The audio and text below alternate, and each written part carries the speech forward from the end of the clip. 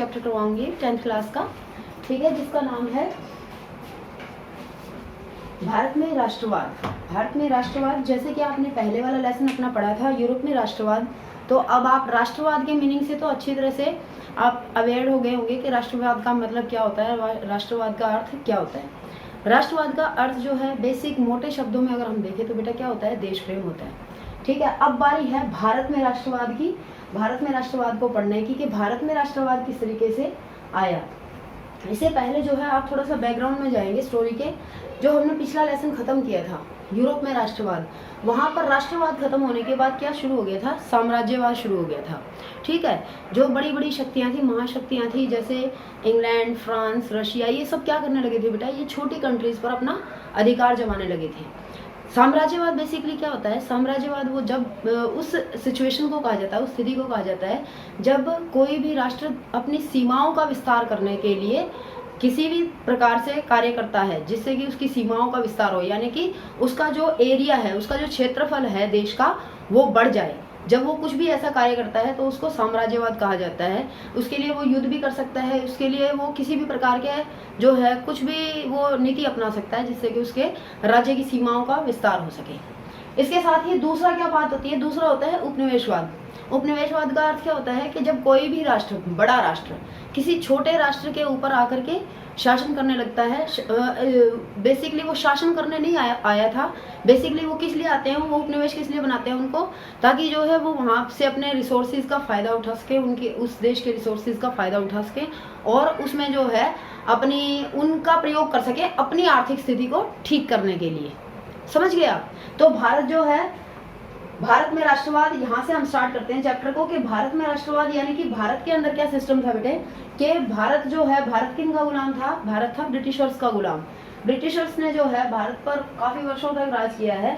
उसके बाद जो है आप पिछली क्लासेस में पढ़ चुके हैं 1857 का रिवोल्ट, जो 1857 का विद्रोह है वो आपने पढ़ा है। और उसके बाद जो है आप 1920 तक की बातें सारी जो है अपने प्रीवियस क्लासेस में पढ़ चुके हैं। 10th क्लास में जो हम पढ़ेंगे भारत में राष्ट्रवाद, उसमें बेसिकली हम बेटा क्या पढ़ेंगे, 1920, यानी कि आप कहिए 1920 नहीं 1915 के बाद अगर आप कहेंगे तो वो ज़्यादा एक्यूरेट रहेगा कि 1915 के बाद जो है महात्मा गांधी जी इंडिया आते हैं और उसके बाद वो जो भी गतिविधियाँ करते हैं वो सारी गतिविधियाँ और till the independence of India, वहाँ तक का हम सारा इस चैप्टर में पढ़ेंगे। तो आज जो है फर्स्ट इसका पार्ट है। तो फर्स्ट पार्ट में हम क्या पढ़ेंगे कि जब जो प्रथम विश्व युद्ध होता है, जैसे जो हमारा फर्स्ट चैप्टर यूरोप में जो खत्म हुआ था वो कहाँ से खत्म हुआ था कि लास्ट में क्या हो जाता है कि बाल्कन कंट्रीज़ में बहुत ही ज़्यादा टेंशन्स पैदा हो जाती हैं, तनाव का माहौल पैदा हो जाता है और जो है फर्स्ट वर्ल्ड वार स्टार्ट हो जाता है। तो हम यहाँ पर फर्स्ट वर्ल्ड वार के बारे में ही पढ़ेंगे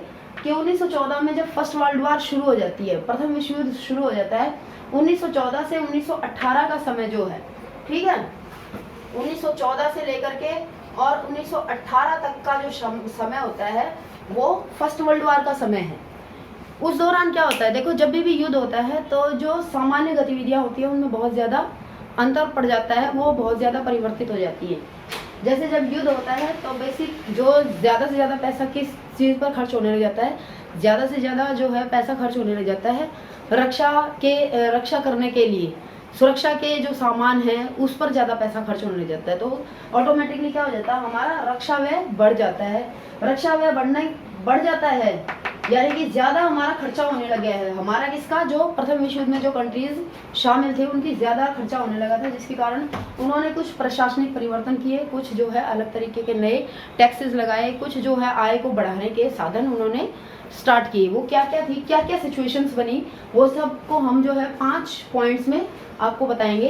पहला पॉइंट देखो बेटा, पहला पॉइंट क्या होता है कि सबसे पहला तो उन्होंने क्या किया कि उन्होंने टैक्स लगाया। ठीक है, प्रथम विश्व युद्ध के बाद जितने भी राष्ट्रों के अंतर्गत जो उपनिवेश उनके राष्ट्र थे उन सभी राष्ट्रों के अंदर जो है उन्होंने पहले से अधिक टैक्स लगा दिया। सीमा शुल्क में वृद्धि की, ठीक है, और सबसे पहले इनकम टैक्स को शुरू किया। 1914 के बाद जो है सबसे पहले इनकम टैक्स आयकर को शुरू किया गया था। उसके बाद दूसरा पॉइंट बेटा क्या है कि 1913 से 1918 में क्या हो गया था, 1913 से 1918 के बीच में जो है सारा पैसा युद्ध में खर्च हो रहा था। तो और सभी चीज़ों के लिए जो है और अन्य आवश्यकताओं को पूरा करने के लिए पैसा बच नहीं रहा था। और इसका प्रभाव ये देखने को मिला कि ज़्यादा से ज़्यादा युद्ध में जो है खर्चा हो जाने के कारण आम चीज़ों की कमी हो गई मार्केट में, क्योंकि जितने भी उद्योग धंधे थे वो रक्षा से संबंधित सामान बनाने में ज़्यादा लग गए थे। तो जिसकी वजह से फिर क्या हुआ कि ये देखा गया कि कीमतें भी, आम चीज़ों की कीमतें उस समय क्या हो गई थी, दोगुने से भी ऊपर हो गई थी, जो कि आम लोगों के लिए क्या थी, बहुत ही गलत चीज़ थी। थर्ड पॉइंट क्या कहते हैं बेटे, ग्रामीण क्षेत्रों से जबरन भर्ती। जबरन भर्ती का मतलब क्या होता है कि फोर्सफुली यानी कि जबरदस्ती जो है भर्ती किया जाता था सेना के अंदर, ताकि ज़्यादा से ज़्यादा लोग जो है युद्ध में शामिल हो सकें और युद्ध का पार्ट बन सकें। और जो है जितने भी उपनिवेश कंट्री थे, जैसे आपने जो है गिरमिटिया मजदूर सुने होंगे ज़रूर नाम, 8th क्लास में आप पढ़ के आए होंगे। गिरमिटिया मजदूर क्या होते हैं, गिरमिटिया मजदूर जो होते हैं वो एक एग्रीमेंट के थ्रू जो है मजदूरों को युद्ध के लिए ले जाया जाता था। तो उनको जो वो निरक्षर होने के कारण वो उस एग्रीमेंट को समझ नहीं पाते थे और उस एग्रीमेंट का नाम उन्होंने धीरे धीरे क्या कर दिया था, गिरमिटिया जो है वो नॉर्मल भाषा में उसको गिरमिटिया बोलने लगे थे। तो इस तरीके से जो है ग्रामीण क्षेत्रों से विशेष करके जो इस योग्य होते थे, जो सेना में भर्ती होने योग्य जो भी व्यक्ति होते थे, उन सबको जबरदस्ती सेना में भर्ती कर दिया जाता था, जिससे कि लोग बहुत ज़्यादा, ग्रामीण क्षेत्रों में विशेष रूप से लोगों में बहुत ज़्यादा गुस्सा था औपनिवेशिक शासन के प्रति। इसके बाद 1918 से 1919 और फिर 1920 से 1921 में भी क्या हुआ बेटा, बहुत ज़्यादा जो है फसलें खराब हुई, मौसम खराब हुआ, जिसके कारण जो है बरसात अनावश्यकता से कम हुई। तो जिसके कारण फसलें खराब हो जाने के कारण जो है खाद्यान्न पदार्थों की मार्केट में कमी हो गई और खाद्यान्न पदार्थों की कमी होने के कारण जो है अकाल की सिचुएशन पैदा हुई।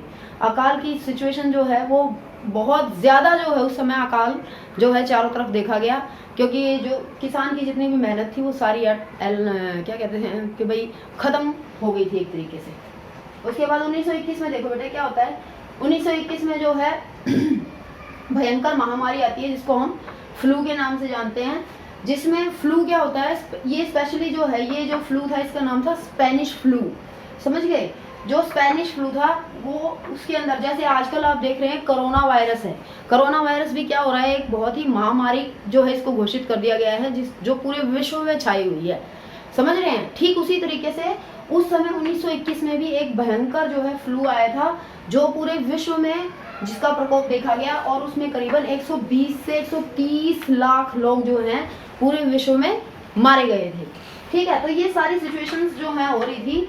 और उसके बाद यूं करते करते जो है 1921 में जैसे हम पहुंच गए हैं, तो 1921 तक पहुंचते पहुंचते भी बेटे सिचुएशंस जो है आउट ऑफ कंट्रोल थी। किसी भी तरीके से जो है ये नहीं महसूस हो रहा था कि जो राष्ट्र उपनिवेशिक शासन के अंतर्गत जो राष्ट्र आए हैं या जो बड़ी महाशक्तियां हैं वो छोटे राष्ट्रों का कोई सुधार करने की सोच रहे हैं, ऐसा कुछ भी प्रतीत नहीं हो रहा था। ऐसा महसूस हो रहा था कि केवल जो है वो शोषण का हथियार बन के रह गए छोटे राष्ट्र, और अब वो जो है मुक्ति चाहते थे उस सारे औपनिवेशिक शासन व्यवस्था से, समझ रहे हैं आप। ये ऐसे समय में जब वो मुक्ति चाहते थे, ऐसे समय में इंडिया के अंदर आते हैं महात्मा गांधी जी। महात्मा गांधी जी का जन्म जो है वो गुजरात के पोरबंदर नामक स्थान पर हुआ था, वहाँ 1869 में। वो कहाँ पर थे, सबसे पहले वो कहाँ से आए थे, दक्षिण अफ्रीका से आए थे 1915 में। ये आपको याद रखना है, ये 1 नंबर का क्वेश्चन होता है बेटा, ये 5 नंबर का क्वेश्चन आ जाता है, ठीक है। ये 1 नंबर का क्वेश्चन आ जाता है कि महात्मा गांधी दक्षिण अफ्रीका से कब आए थे। तो महात्मा गांधी जी दक्षिण अफ्रीका से 1915 में आए थे। वो दक्षिण अफ्रीका में क्या कर रहे थे, दक्षिण अफ्रीका में जो है वो एक बहुत बड़ा जन आंदोलन कर रहे थे, जिसको उन्होंने सत्याग्रह का नाम दिया था। वो जन आंदोलन किस लिए था, वहाँ की गवर्नमेंट ने जो नस्ल भेद जो कर रही थी लोगों के साथ, उस नस्ल भेदी आंदोलन के खिलाफ चलाया गया था। और उस आंदोलन में जो है महात्मा गांधी जी को सफलता प्राप्त हुई थी।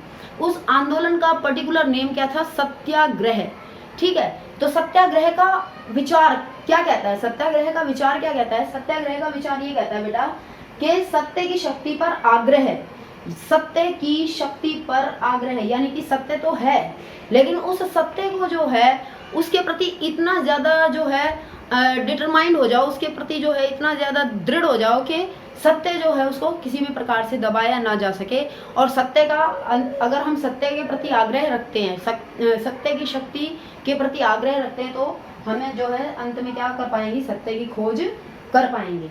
तो ये था सत्याग्रह का विचार।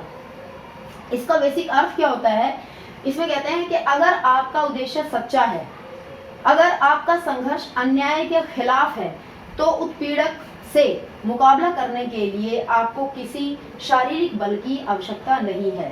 ये गांधी जी यूँ कहते थे कि सत्याग्रह जो है वो इतना मजबूत हथियार है जन आंदोलन का कि अगर किसी भी व्यक्ति के अंदर सत्य के प्रति इतनी आसक्ति है कि वो सत्य के प्रति जीने और मरने को तैयार है, तो ऐसी सिचुएशन ही पैदा नहीं हो सकती कि वो सत्य की राह पर चलते हुए उसको सफलता प्राप्त न हो सके। अगर कोई भी उत्पीड़क, यहाँ पर उत्पीड़क से क्या मतलब है बेटा? उत्पीड़क से यहाँ पर मतलब है कि जो औपनिवेशिक शासन के जो ये सिपाही थे, जो ये बड़े बड़े ऑफिसर्स थे, जो अधिकारी थे, जो आम लोगों पर, जनता पर अत्याचार करते थे, उनको भी क्या करना पड़ेगा? झुकना पड़ेगा जनता के सामने। जनता को जो है, अगर पब्लिक जो है सत्य का रास्ता चुनती है और अहिंसा के मार्ग पर चलती है, तो एक दिन ऐसा आएगा कि हम जो है अपने उद्देश्य में कामयाब होंगे और हम आज़ादी प्राप्त कर सकेंगे, वो भी बिना किसी मारपीट के, बिना किसी हथियारों के, बिना किसी प्रकार के जो है हिंसा फैलाई। इस तरीके के विचार जो है वो सत्याग्रह के अंदर आए। देखो कि भारत में गांधी जी आते हैं और गांधी जी द्वारा चलाए गए महत्वपूर्ण जो सत्याग्रह थे, ठीक है। देखो ये एग्जामिनेशन पॉइंट ऑफ व्यू से बहुत इंपॉर्टेंट है बेटा। ये मैक्सिमम टाइम्स जो है एग्जाम में आते रहते हैं, एक एक नंबर के लिए भी आते रहते हैं, और प्लस में ये मैप वर्क भी है आपका, ठीक है। हिस्ट्री से जो मैप वर्क आता है उसमें आ जाता है क्वेश्चन डायरेक्ट इनसे, ठीक है। तो मैं आपको एक बार पहले समझा देती हूँ, उसके बाद मैं आपको मैप पे कैसे इनको लोकेट करना है वो भी आपको साथ साथ समझा दूंगी, ठीक है। देखो सबसे पहले जो है, जब गांधी जी ने यहाँ पर आकर के, इंडिया में आकर के सत्याग्रह के बारे में लोगों को बताया और सत्याग्रह के बारे में लोगों को जो है ये लगा कि हाँ ये काम, ये जो है हमारे यहाँ कारगर सिद्ध हो सकता है, तो उसके बाद गांधी जी ने सबसे पहले जो है 1916 में बिहार के चंपारण नामक स्थान पर जो है ये आंदोलन चलाया था सत्याग्रह का। वहाँ पर क्या हो गया था बेटे? वहाँ पर क्या होता था कि जो बागान व्यवस्था जो वहाँ की थी, यानी कि जो बागानों के मालिक थे वो मजदूरों के ऊपर बहुत ज़्यादा अत्याचार करते थे और वो मजदूरों को कभी छुट्टी ही नहीं देते थे। उनको किसी भी काम के लिए जो है वो जाने ही नहीं दिया जाता था। एक बार जो बागान मजदूर बागानों में काम के लिए आ जाते थे, उसके बाद उन्हें जो है बंधुआ मजदूर की तरह ट्रीट किया जाता था और उन्हें छोड़ा ही नहीं जाता था, जाने नहीं दिया जाता था। तो इससे जो है सारे बागान में काम करने वाले सभी मजदूर क्या थे? बहुत ही ज़्यादा परेशान थे। तो गांधी जी ने जो है बागान व्यवस्था को सुधारने के लिए जो है सबसे पहले 1916 में बिहार के चंपारण नामक स्थान पर सबसे पहला सत्याग्रह अपना इंडिया में आकर के किया था। और ये उनका क्या रहा था? ये उनका सफल रहा था, ये उनका सक्सेसफुली जो है रन कर पाया। दूसरा आंदोलन किया उन्होंने 1917 में गुजरात के खेड़ा नामक स्थान पर, ठीक है, जिसमें क्या हो गया था? इसमें खेड़ा में क्या हुआ था बेटा कि गुजरात में जो है 1917 में, जैसे मैंने आपको बताया कि फसलें बहुत बर्बाद हो गई थी, जिसके कारण किसान बहुत ज़्यादा दुखी थे। लेकिन जो औपनिवेशिक शासक थे, जो अधिकारी थे, वो कह रहे थे कि जो टैक्स है वो उतना ही देना है जितना तुम पहले देते थे, लगान जो है उसमें कोई कमी नहीं की जाएगी। तो इन किसानों ने ये कहा कि आप जो है हमारी फसलें खराब हो जाने के कारण जो है हमें कुछ लगान में क्या दिलवा दीजिए, लगान में कुछ जो है ढील दिलवा दीजिए, ताकि जो है वसूली करते समय जब वो आए तो हमारे साथ ऊपर किसी प्रकार का अत्याचार न करें। क्योंकि फसलों की बर्बादी के कारण जो है किसानों की आर्थिक स्थिति बिल्कुल बिगड़ चुकी थी और पूरी तरह से जो है एक प्लेग नामक बीमारी भी उस समय जो है बहुत ज़्यादा, इसने भी अपना प्रकोप दिखा रखा था, जिसके कारण किसान बहुत ज़्यादा परेशान थे। तो 1917 में गांधी जी ने प्रयास किया और जो है गांधी जी का प्रयास यहाँ पर भी क्या रहा? सफल रहा, ठीक है। उसके बाद देखो बेटा 1918 में क्या होता है? 1918 में गुजरात के अहमदाबाद में, जो गुजरात के अहमदाबाद जो स्थान है, वहाँ पर अहमदाबाद के अंदर सूती कपड़ा मिलों की जो है बहुत भरमार है। तो सूती वस्त्र उद्योग वहाँ पर बहुत ज़्यादा चलता है। तो सूती वस्त्र उद्योग के अंतर्गत जो मजदूर आते थे उनके ऊपर जो है उनकी टाइमिंग्स बहुत ज़्यादा थे, उनको काम के घंटे निश्चित नहीं थे, उनका जो है उनकी वर्किंग जो प्लेस थी उसकी सिचुएशन ठीक नहीं थी। वहाँ पर बहुत ज़्यादा जो है इस तरीके का कंजस्टेड माहौल बना रखा था, जिसमें उनको स्वास्थ्य सुविधाएं की तरफ कोई भी ध्यान नहीं दिया गया था। और ऐसे जो है कंडीशंस पैदा हुई थी वहाँ पर अहमदाबाद के सूती वस्त्र मिलों के अंदर के मजदूर जो है वो पूरी तरह से क्या हो चुके थे, उस एनवायरनमेंट से, उस वर्किंग प्लेस के एनवायरनमेंट से वो बिल्कुल परेशान हो चुके थे और वो चाहते थे कि गांधी जी क्या करें, उनके लिए आवाज़ उठाएं, उनके लिए बात करें और ताकि जो है वहाँ की सिचुएशंस ठीक हो सके। और फाइनली जो है गांधी जी के प्रयासों के कारण जो है वहाँ पर भी उन्हें सफलता प्राप्त हुई। इस तरीके से गांधी जी के आते ही ये तीनों मूवमेंट सफल हुए, जिनकी सफलता को देख करके लोगों में तो जोश था ही था और गांधी जी में बहुत जोश था। और जो है इसी जो है जोश में गांधी जी ने विचार किया कि क्यों न लोगों की शक्ति को जो है प्रयोग किया जाए और भारत की आज़ादी के लिए जो है एक नए सिरे से, एक तीव्र गति से प्रयास किया जाए। ठीक है, अब बेटा ये एक बार आप मैप में देख लीजिए इनको। 1916 में बिहार का चंपारण जो है उसको कहाँ पर है, बिहार के अंदर आप लोकेट करेंगे, बिहार के चंपारण में, और उसके सामने लिखेंगे 1916। ठीक है, उसके बाद 1917 गुजरात जैसे क्वेश्चन पेपर में आ जाता है कि गुजरात का खेड़ा में 1917 में गुजरात का खेड़ा में आंदोलन कहाँ पर हुआ था, तो आपको गुजरात और खेड़ा दोनों, गुजरात और 1917 वहाँ पर खेड़ा दिखाना है। ठीक है, इसी तरीके से 1918 में गुजरात के अहमदाबाद में क्वेश्चन ये आ जाता है कि सूती वस्त्र मिलों की हड़ताल को जो है कब खत्म किया गया था गांधी जी के द्वारा, तो 1918। इस तरीके से क्वेश्चन गुजरात के अहमदाबाद आपको लोकेट करना रहेगा। ठीक है, ये इस तरीके से आप बता देंगे मैप में। आप अच्छे से मैप को देख लीजिए और बेटा मैप जो है भर करके और अपनी नोटबुक में चिपकाना है।